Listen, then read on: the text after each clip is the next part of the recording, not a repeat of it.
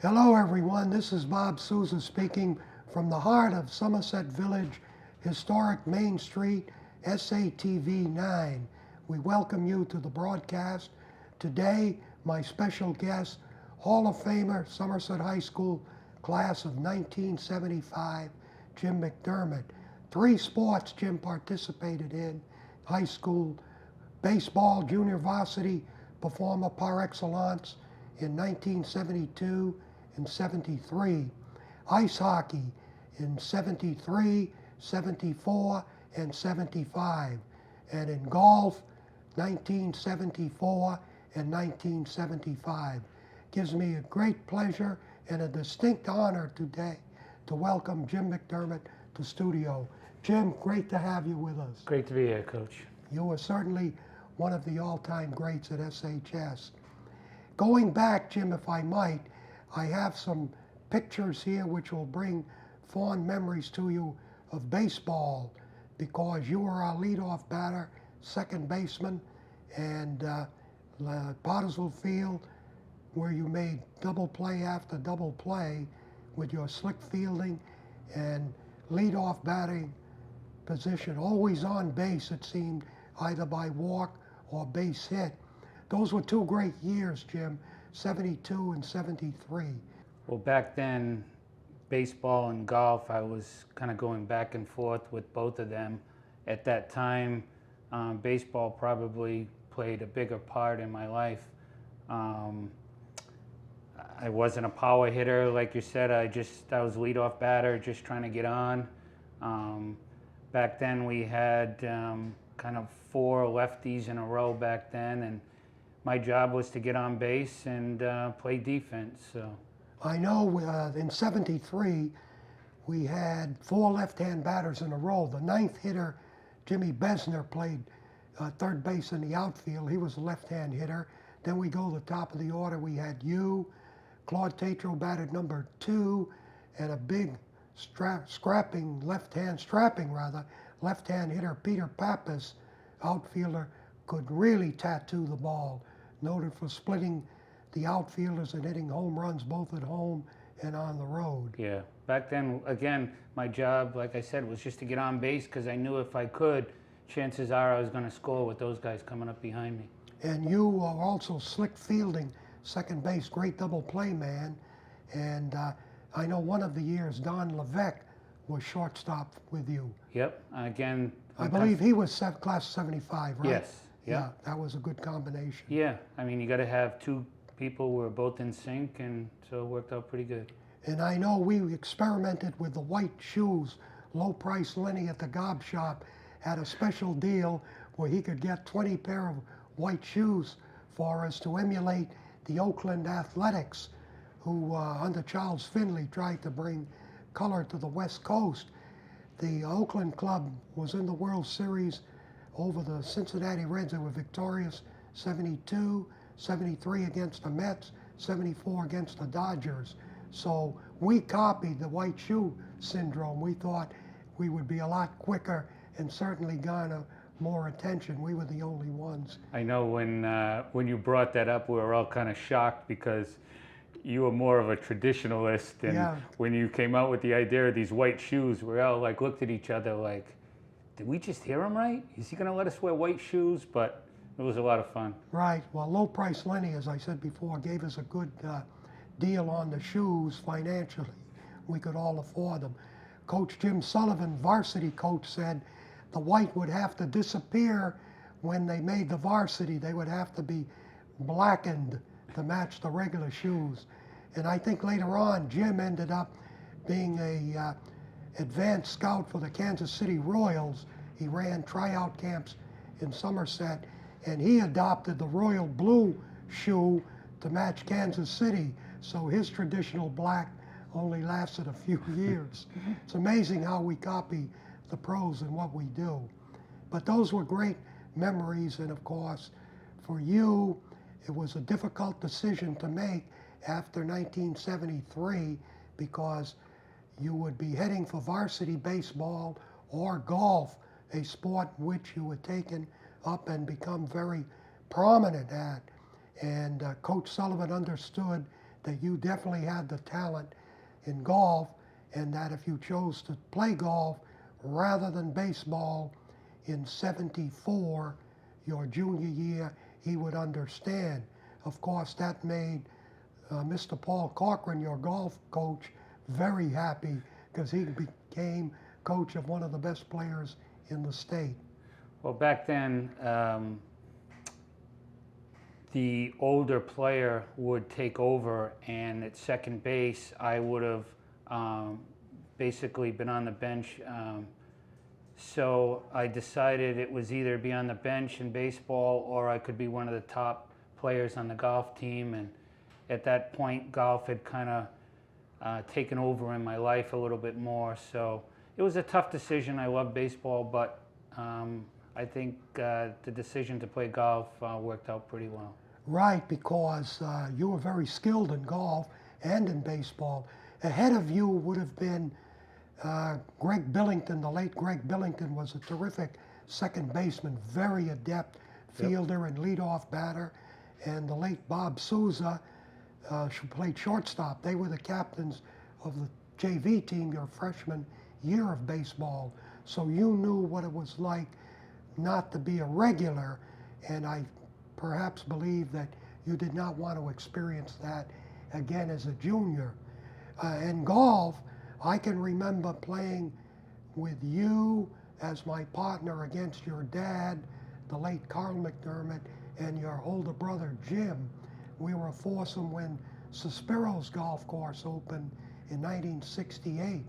And of course, we played there several years, then other 9-hole courses in Rehoboth. We had a great time, and you showed great promise then as a young golfer. In fact, Suspiro's Country Club has you as their champion at age 14 in 1972. That was unheard of then. Well, when we first moved to town, my dad was the first principal of the South Middle School, and when we moved here, there weren't many kids my age, so kind of golf was the thing you could do. Baseball, you needed all these other people. Golf was something they could drop me off at the golf course and go out and play, and kind of that's how I picked it up a little bit more when coming to Somerset, and Suspiro's was right in town, and so it was...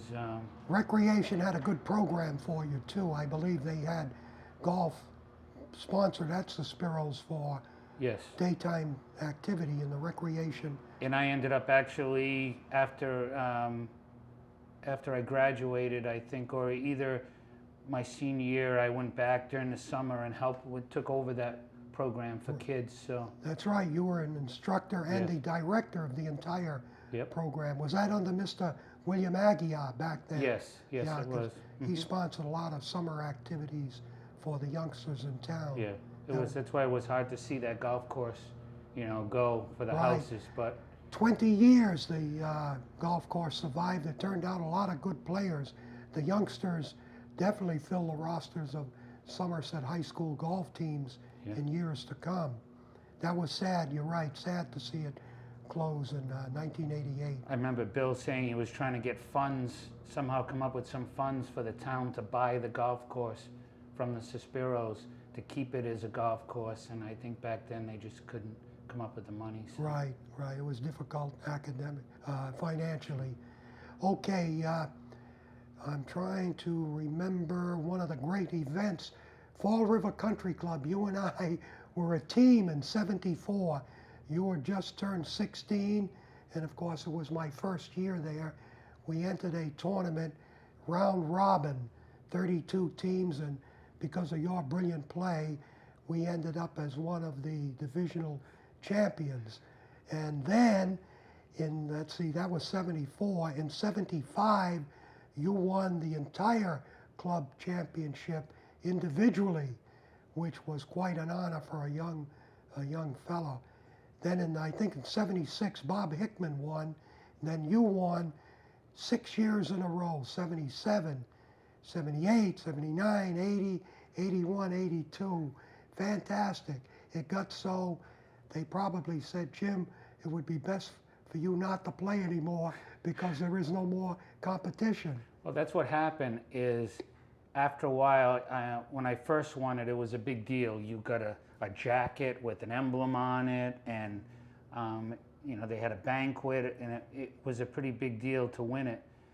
It got to the point where I hadn't even got my trophy from the year before. It became almost a non-factor. A lot of people wouldn't get in it. They felt they didn't have a chance to win. They changed the format a few times. They had it as stroke play, then they tried it as match play, and that didn't work out so well. And so it finally got to the point where I said, for the sake of the tournament, I just wasn't going to play anymore, because it should have been the most important tournament at the country club, to be the club champion, and it had kind of got diminished a little bit. And so I decided I wasn't going to play anymore, and I haven't played since. So. Oh, that's not a trip down memory lane. We're going to return to your golf career in a moment, because we want to take you through the great accomplishment of winning the state amateur 3 different occasions. But I want to go back to high school, to a sport where you really thrived, and that was ice hockey. You were with us in 1972, 73, first year of ice hockey. You were a sophomore. I have some statistics here. Height and weight: 5'2", 105 pounds. Junior year, 5'5", 120 pounds. You had grown 3 inches and 25 pounds. Senior year, 5'8", 130. So you only gained 10 pounds, but 3 inches. But I noticed some of the all-time greats you played with in 75. Goaltender was Bob Strohmeyer, the man from Santa Monica, California, who really made the team famous for 3 years. Scott Levesque from Connecticut, living in Connecticut now, played 2 years for us, center and left wing. Then, of course, we see you in the middle of our picture. Steve Pereira, who does some teaching of the game of golf in Florida. And our captain and great leader, Jack Dater, who was an all-star his junior and senior years, 74 and 75. So how about a few comments on some of your teammates, Jim? Well, back then, we were a very close team. I mean, we had played together. Back then, there was a Somerset Youth Hockey, Swansea Youth Hockey, Fall River Youth Hockey. We had come up through the ranks basically playing together, versus now it's a Somerset, Swansea, Fall River, that you're mixed up with all kids from different towns. So back then we really would come up through the youth hockey program together. We were a very close-knit team. We hung around, we were best friends off the ice, not during hockey season. We were always hanging around together. So I think that played a big part in our team, that we were a very close-knit team. It was a lot of fun playing with them. They were all very talented, starting with Stroh and net, and he set the tone for us. And, Scotty was quick, and, Jack solid on defense, Claude, again, playing on wing along with me. And so that was a lot of fun back then. Right. I thought the teams were very close, players very closely knit to one another and always helped each other out on and off the ice. I thought there was a strong friendship. For you, the senior year was a great year for you. You made the all-star team basically because you were the first outstanding specialist. You could play, take a regular shift, left wing, right wing, wherever you were needed, left defense, right defense, to kill penalties, and also power play, left defense, right defense, wherever you were needed. We had the man advantage. We were murder on the advantage because of your prowess on the power play. Vicious shot, heavy shot, which would probably smack the goaltender's glove right back in the net if he tried to make the save with a glove hand. And of course, you could also pick the corners because you had unerring accuracy with the shot. Killing penalties, of course, when we put you on defense, you could rifle the puck out of the zone with just the wrist to because that took less time to clear. So because of your prowess as an offensive forward and as a specialty player on defense, you became an all-star and a valuable utility player. I had a few, wanted to mention a few other fellas. Small fella like yourself, Mike Medeiros, class of '79, did the same thing. 5'3", 125 pounds, had to play defense because regular defensemen were injured and sick, and he made the all-star team because of his ability to, be versatile. Later on, we had a couple of big guys. Class of 1980, Rodney Stafford played 4 positions, made the all-star team as a specialty player. And class of '81, Chuck Borge, both Borge and Rodney were like 6 feet, 170, 175 pounds. They were bigger, stronger people, so they looked as though they were born to play defense, but really they took regular turns as wings. But because of you starting that in '75 and being rewarded by making the all-star team, others emulated you and had successful careers, because of that aspect. Well, it was one thing my dad always, taught me was just don't be good at one thing. Try to expand your horizons, and that's why I prided myself on the penalty killing, working on my shot from the point, so that, again, back then I never wanted to come off the ice anyway.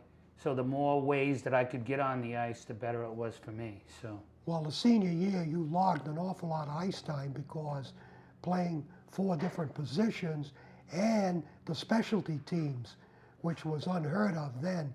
Basically, we tried to keep the 5-man unit, which was okay, but if somebody got a penalty, and usually it wasn't you, you'd be filling in for someone else, and we never lost a beat.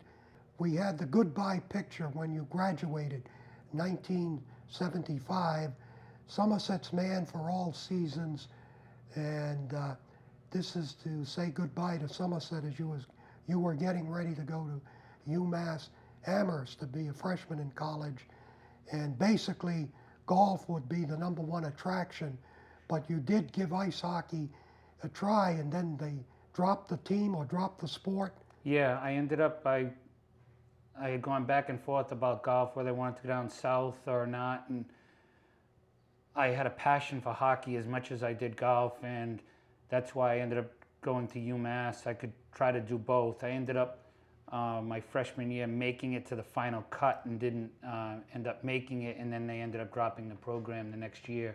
But again, golf was probably the main reason that I was there. Okay.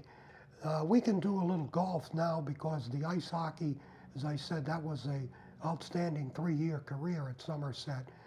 And the golf, even though it was just 2 years, Mr. Cochran was very happy to have you. Can you fill us in on some of the accomplishments in high school golf? Back then, we played at Sispero's, and again, we had the raised greens, which gave us a big advantage. Some of these kids coming in from these other golf courses had never played greens that were raised before. And I think in my 2 years, we had gone undefeated. We never lost a match. I never lost a match. A lot of it, I think, had to do with those raised greens, which it took a while to get used to. Seeing we're playing there every day, it was fine for us. But 2 years of never losing. Yeah. Wow, that's quite an individual accomplishment. Was that also true on the road when you played on the road? Yes. Mm-hmm. Wow. What were some of the courses on the road for the other high schools? We played, I think it was Crestwood. I know we played Fall River Country Club. Those were 2 of the better ones. So. But yeah, it was fun back then. We had a good solid team, and it was tough because you played in the spring with the conditions, but you just did what you had to. Right. High school golf is now played in the fall. Better conditioning. The golf courses have been used to the grooming and stuff, whereas in the spring, you're right, they hadn't I never understood why they did that. It was, I mean, you had played golf all summer. You were at the top of your game. The golf courses were in the best condition. And in Massachusetts, it was in the spring. And then I think they finally changed it to the fall, which is kind of really where it should be. Right, good point. Now, how about golf in college at UMass Amherst? My freshman year, they had showed an interest in me, and when I went there, I didn't realize how real great of a team that we had. We won the Yankee Conference Championship my freshman year. We ended up qualifying as a team for the Division I NCAA Finals out in Albuquerque, New Mexico. Wow. And I made the top 7 as a freshman and traveled out there. And I remember standing on the first tee my freshman year, and there was a gentleman named Curtis Strange teeing off behind me in the next group. Two-time U.S. Open winner. Yep. Wow, back-to-back years. Yep. And I just remember there was a crowd around the tee, and I'm this freshman from Massachusetts, and I just wanted to get the ball airborne and get off the tee and get going. And so that was a great experience. And 3 out of the 4 years, well, 2 out of the next 3, I qualified individually for the NCAA tournament.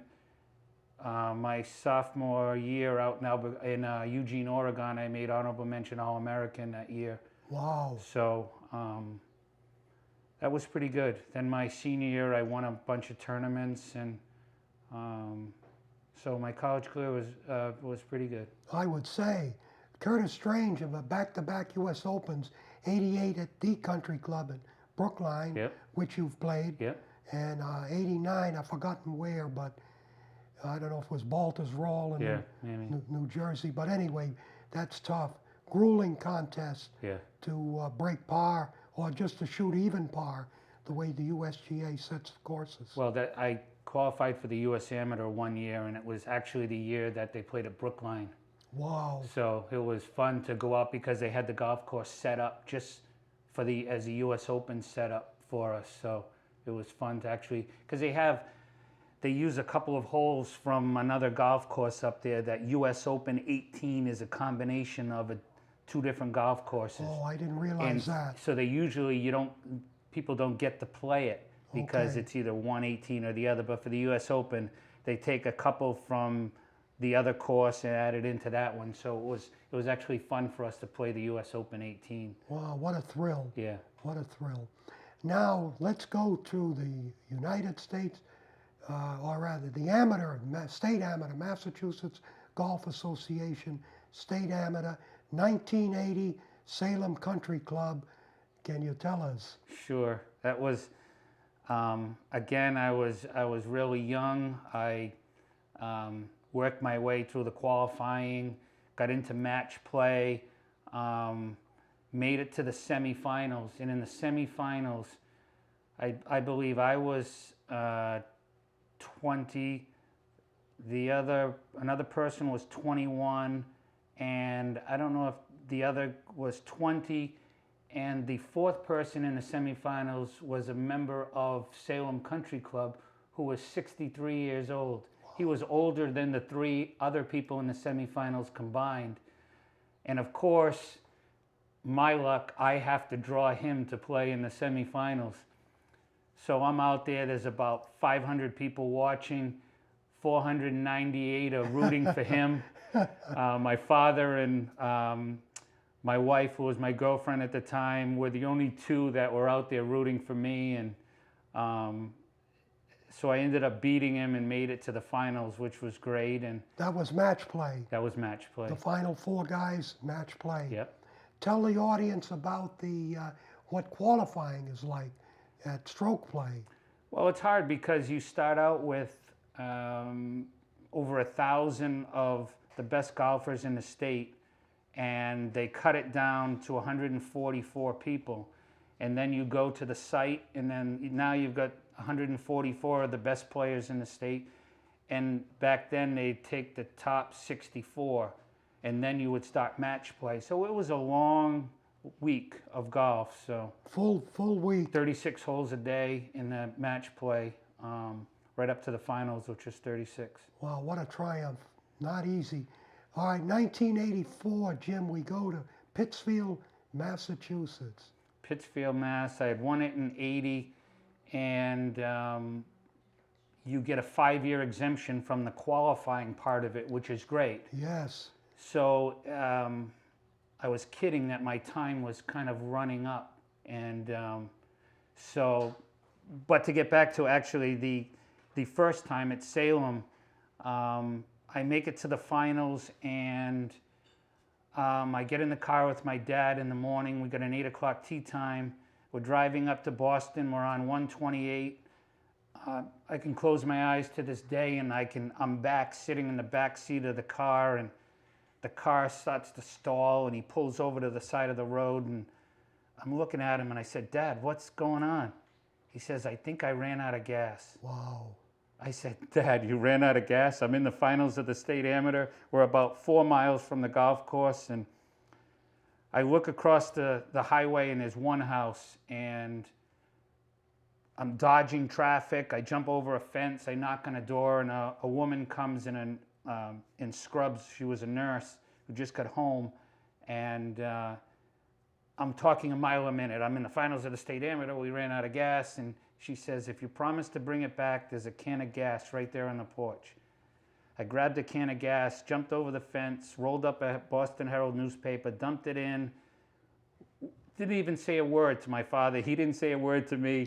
Started up the car. We got to the golf course like 15 minutes before I was going to tee off. No chance to hit golf balls or anything. And as it turned out, I look back, it was probably the best thing because I didn't have time to get nervous. Right. I was so happy to be there that I just got out on the first tee and went out and played and won. But it ended up making Golf World Magazine about how the golf crunch affected golf in this case. But The gas. the gasoline, yeah. Right, yeah. So then 84, again, you have that 5-year exemption. My time is running out, and I'm kidding around saying, I got to win it again before my exemption runs out. And got up to Pittsfield, and it was Pittsfield was a very difficult golf course for me because there's a lot of dog legs that go to the left. I hit a little fade which goes to the right. So all week long it was tough playing those, but I kept surviving and ended up beating probably one of the best group of golfers in the state going through the match play part of it. Got to the finals and was playing Jeff Sisk, who is now on the tour, and ended up beating him in the finals. So, How many matches, Jim, at match play? How many? I think there was maybe 6 we had to play, and the course was very hilly, and so it was tough. Again, it was 36 holes a day, and so it was Pittsfield was it was very grueling physically as well as mentally. And my dad followed every shot, every hole back then, and I remember being nervous about him with the hills, and it was about 90 degrees, and thank God that the MGA officials took care of him. They put him in the golf cart and drive him up the hills. But that's great. So 84 was kind of a validation for me. The first you win it once, you think, well, maybe you got lucky and you won, and so by winning it the second time, I think it kind of validated my first win. So Wow. Now the third one was a charm. Worcester Country Club, 1989. Worcester Country Club, I never even had heard about it. I guess they had one of the initial Walker Cup matches there and Ryder Cup matches at Worcester Country Club, and I had hurt my back about 3 weeks before the tournament, and I had to make up my mind. Either I was going to try to practice and my back was going to hurt, or I was going to rest and not play at all. So for 3 weeks before the tournament, I didn't even hit a golf ball. Showed up the first day. It was raining, and we had a 2-day of meadow play qualifying. Hit a few putts, went out to play. It was raining. My back started stiffening up. I think I was like 5 over after 3 holes, and the rain came down hard. They washed out the round. Went out the next day. It was now it turned into a one-day qualifying. Shot 70, qualified, and kind of the whole week I never hit a practice ball. I just go out and putt to save my back, and ended up winning again. So for the third rain time. was beneficial. The rain was, God again, bless the rain.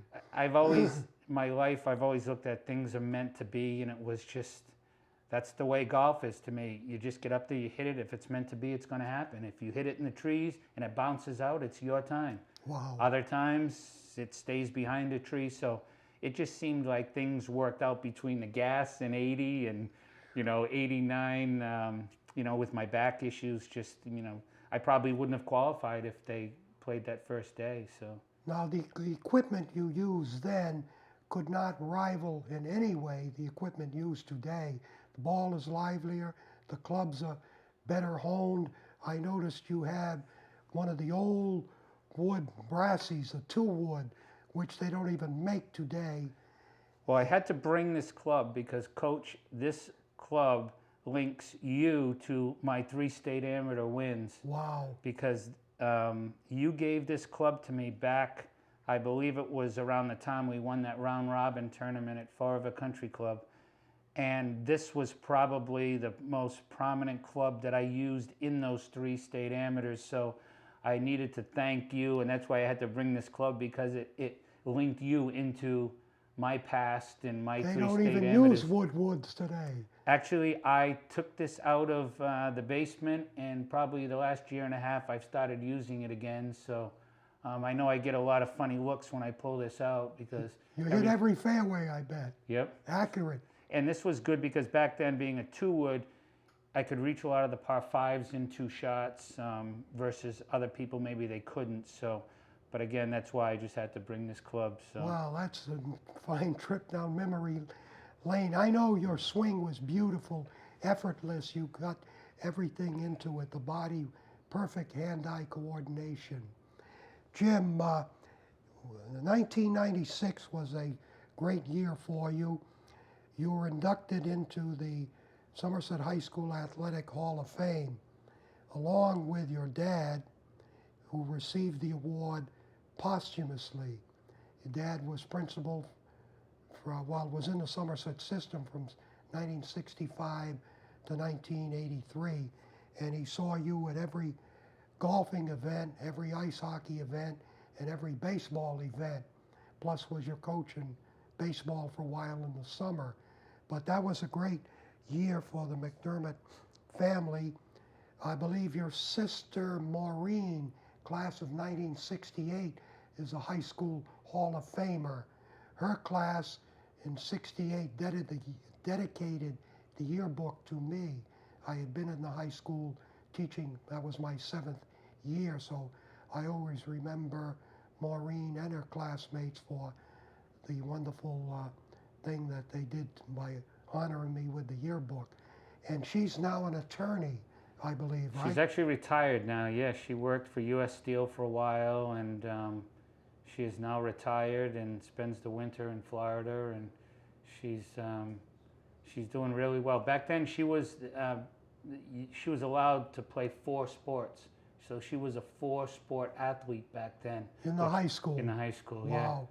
I'm trying to think. There was softball. There was softball, field hockey, basketball, and track at the same time? I don't know if it was track or volleyball. Okay.